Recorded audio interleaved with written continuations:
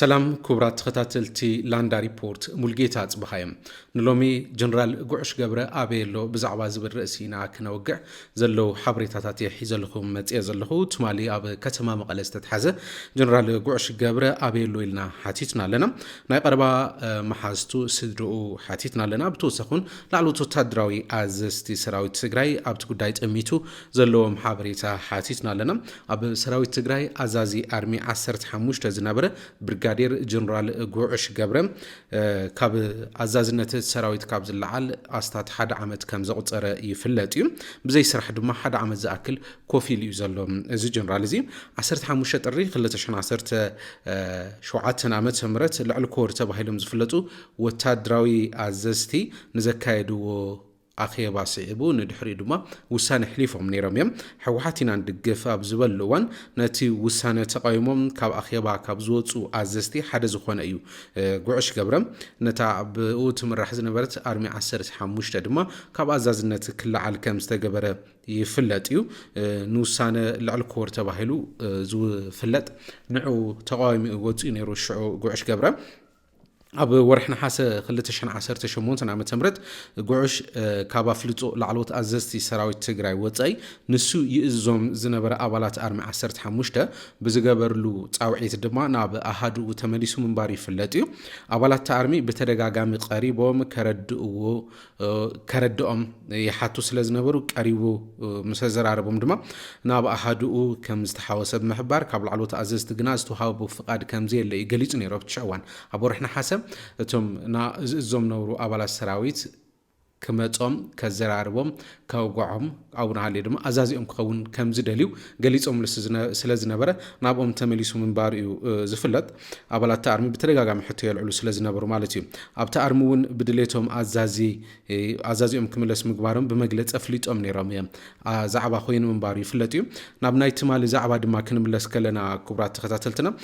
ብርጋዴር ጀነራል ጉዕሽ ገብረ ናብ ቤት ጽሕፈት ግንባር ሰሜን ምብራቅ ብጀነራል ማሾ በየነ ከም ዝተጸዋዒ ተሓቢሩ ትማሊ ቀዳም 9 ጥሪ 2018 ዓመተ ምህረት ድሕሪ ቀትሪ ማለት እዩ ናብ ቤት ጽሕፈት እዩ ተጸዊዑ መኪኑ ሒዙ ድማ ምስ ዓጀብቱ ናብቲ ቦታ ከም ዝኸደ እዩ ተሓቢሩ ምንጭታትና ከም ዝገልጽዎ ሽዑ ጉዕሽ ናብቲ ቢሮ ምስኣቶ ካብ ደገ ብፓትሮል ተጻዒኖም ዝመጹ ዝተዓጠቁ ነቲ ቢሮ ከም ዝሓዝዎን ከም ዝኸበብዎን እዮም ቶም ምንጭታትና ዝገልጹ ሽዑ ድማ ጀነራል ጉዕሽ ገብረ ዘዋሩ መኪኑ ነታ ዝሓዛ መኪና ንከረክባ እዩ ተሓቲቱ ኣብ ውሽጢ ጀነራል ጉዕሽ ገብረ እናተዘራረበ ኣብ ዘለሉ እዋን እዩ ነቲ ዘዋሩ መኪና እታ መኪኑ ከረክብ ዝተሓተተ ጉዕሽ ገብረ ድማ ተዘራሪቡ ምስቶም ዝጸውዕዎ ሰባት ኣብ ውሽጢ ተዘራሪቡ ድሕሪ ምጽናሕ ንደገ ወፂኡ ነቶም ዓጂቦም ዝመጹ ናቱ ሰባት ካብዚ ክዱ ኣነ ክመጽየ ንስኹም ክድሞ ክመጸኩም ክስዕበኩም እየ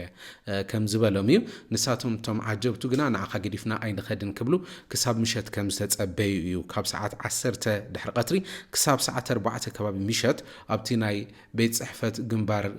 ደው ሰሜን ምብራቅ ከም ጸንሑቶም ዓጀብቱ እዩ እቲ ሓበሬታና ዘመላኽት ኣብ መንጎ ግን ከባቢ ሰዓት 2 ፈርቓን ከባቢ እቶም ዝተዓጠቁ ክወስድዎ ካብቲ ቤት ጽሕፈት ክወስድዎ እንተንቀሳቀሱ ቶም ናይ ጉዕሽ ዓጀብቲ ኣብቲ በሪ ከባቢ ዝነበሩ ፍቃደኛ ክኾኑ ኣይከኣሉን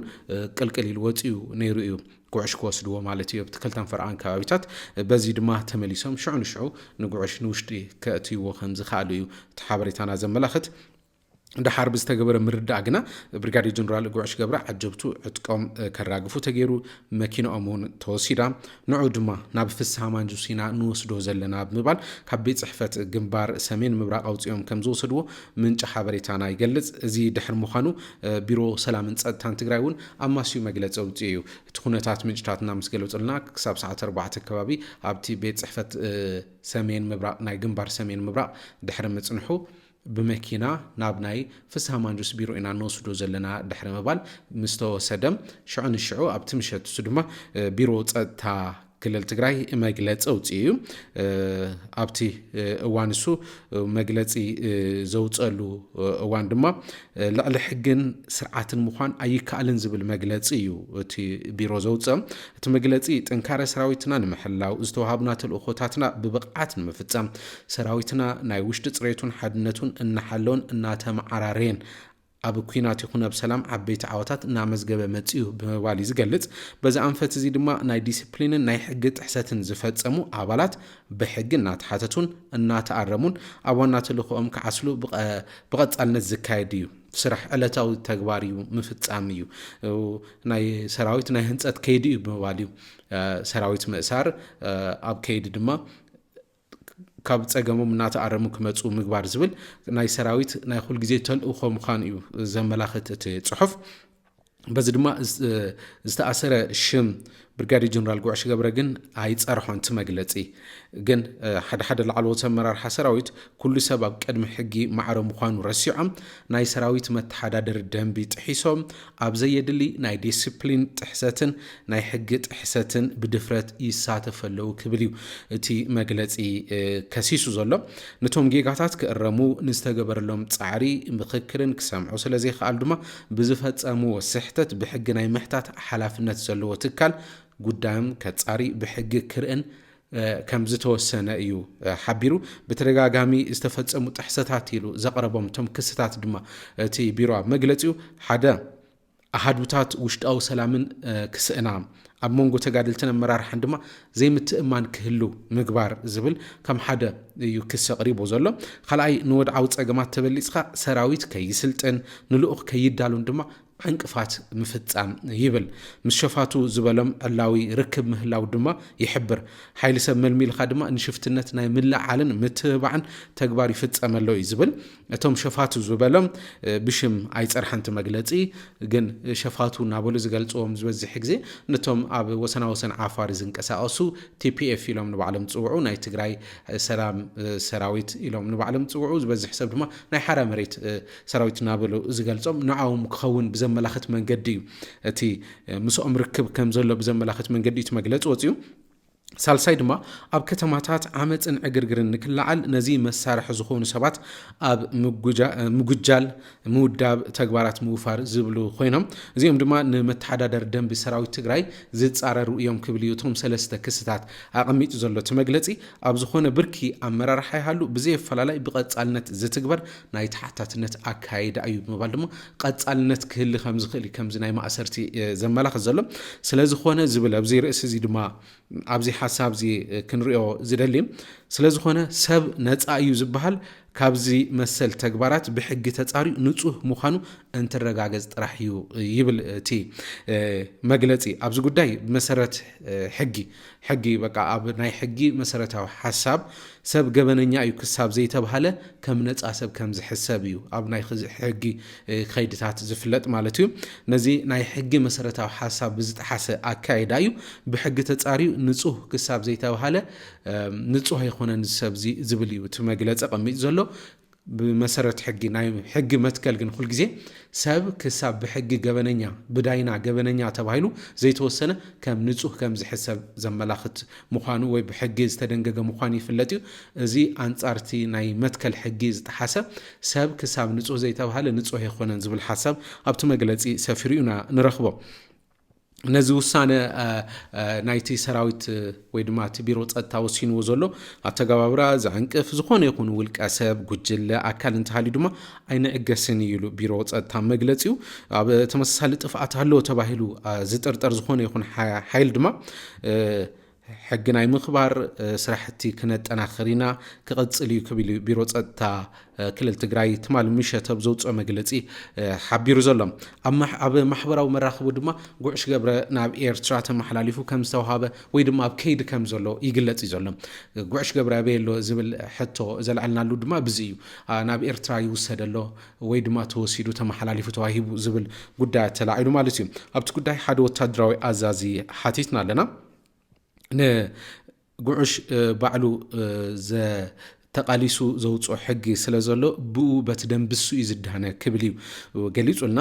ኣብ ትግራይ ላዕሊ ኤርትራ ሕጊ ኣሎ ብዝኾነ ይኹን መዐቀኒ ናብ ኤርትራ ተመሓላሊፉ ዝውሃበሉ ኩነታት የለን እዚ ድማ ትክክል ኣይኮነን ሓሳብ ክብል እዩ ምላሽ ሂቡ። ኣብ ትሕቲ ሕጊ ትግራይ እዩ ዘሎ ክብል እዩ ምላሽ ዝሃበ። ብወታደራዊ ሕጊ ድማ ዝዳነ ምዃኑ እዩ ዘመላኽት ዝዘረቡ ባዕሉ ዘውፅኦ ባዕሉ ዝተቃለሰሉ ሓሳብ ኣሎ ብምባል ማለት እዩ። ትማል እውን ዝወሰድዎ ናይ ወታደራዊ ስራሕቲ ዝሰርሑ ሓልታት ንበይ ናይ ፖሊስ ትግራይ ዘይምዃኖም እዮም ምንጭታትና ገሊፆም ኣባላት ፖሊስ ትግራይ ዘይምንባሩም ብናይ ፖሊስ ሕጊ ወይ ድማ በቲ ናይ ሲቪል ሕጊ ዘይዳነ ምዃኑን ብወታደራዊ ሕጊ ዝዳነ ምዃኑ ብዘመላኽት መንገዲ እቲ መግለፂ ናይ ቢሮ ፀጥታን እቲ ወታደራዊ ኣዛዚ ንሕና ዝሓተትናዮ እውን ንዑ ዘመላኽት ዘረባ ሂቦምና ዘሎም ንግሆ ኣበይ ከም ዘሎ ድማ ሓቲትና ኢና ነቶም ኣባላት ስድራ ሎማዓንቲ ከመይ እዩ ዘሎ ዝብል ሓቲትና ነርና ሓደ ኣባል ስድራ ናይ ቀረባ ሰብን ድማ ጉዑሽ ትማሊ ካብ ቤት ጽሕፈት ግንባር ሰሜን ምብራቅ ድሕሪ ምውፁ ናብ ፍስሓ ማንጁስ ኢና ንወስዶ ኣለና ተባሂሉ ናብ ፍስሓ ማንጁስ ከም ዝተወሰደን ኣብኡ ከም ዝሓደረን እዩ ዘለና ሓበሬታ ክብልዮም ምላሽ ሂቦምና